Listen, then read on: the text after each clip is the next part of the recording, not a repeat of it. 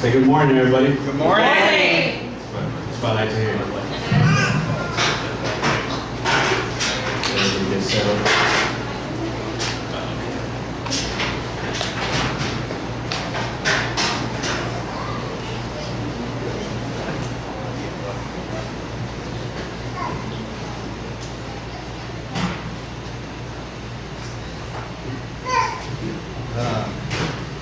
God's amazing.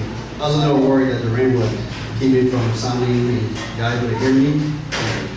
It just stopped right now. Pretty amazing. So I'm going to go ahead and get started with what God wanted me to give you guys.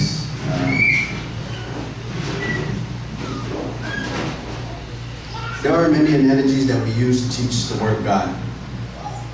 The same way Jesus uses parables to teach spiritual lessons. To teach the Word of God, we as messengers need to remain spiritually grounded. After all, we are children of God, and normally we are off the beaten path. You see, God has a path and destination for us. How we utilize our path and reach our destination is totally up to us. For example, Paul was blocked by Satan in 1 Thessalonians 2 when he was doing God's work trying to get back to Thessalonica. Now Paul the Apostle is a perfect example, but not because of his accomplishments, but because of his journey, of his path. Imagine having the responsibility of spreading the Word of God and then quitting at the first sign of resistance. Paul knew that the resistance he had on his path was so God could display his power through Paul's effort. He could have given up any time on his mission, but the moment he was converted in Damascus to the time he was in prison, where he wrote most of the New Testament, he could have said, God, this is too much, I quit. On the contrary, in 2 Corinthians 12, Paul mentions the way he handled himself when things came across his path.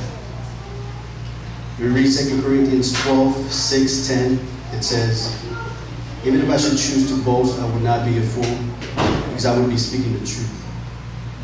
But I refrain so no one will think more of me than is warranted by what I do or say, or because of these surpassingly great revelations. Therefore, in order to keep me from becoming conceited, I was given a thorn in my flesh, a messenger of Satan to torment me. 3 times I pleaded with the Lord to take it away from me. But he said to me, my grace is sufficient for you. For my power is made perfect in weakness. Therefore I will boast all the more gladly about my weakness, so that Christ's power may rest on me. That is why for Christ's sake I delight in weakness and insults and hardships and persecutions and difficulties. For when I am weak, then I am strong. God intended for our paths, journeys, roadways, whatever analogy you want to use, to take us in different directions for one destination. Our Christian life is like a highway, many twists and turns. We miss exits, forget where we're going sometimes. But like Paul, we can't give up on our mission. And that is to spread the Word of God. Amen. In every situation. Paul traveled and he was in prison, yet he still spread the Word. Being in God's path is like using the GPS system. And you take a wrong turn, the GPS doesn't just stop. It reroutes your path. God does that for us. He doesn't just say, oh, he sinned, so I'll leave him there. No, he reroutes you and guides you and shows you that no matter how far you think you are from him, he is right in front of you, pointing you back to where you need to be and where he is. Amen. And all this, we're talking about the end of times. We see a whole lot of going on, hurricanes, earthquakes, talks about wars, a lot of pain, a lot of hate, and a lot of death. And as Christians, we hear a lot of people fear, using the fear tactic to kind of get you back to be ready. And we're using the fact that you don't have to worry as long as you stay spiritually grounded. Amen. As long as you keep reading every day, as long as you keep praying every day, not just for yourself, but for everybody that's going through the same thing that you're going through even worse.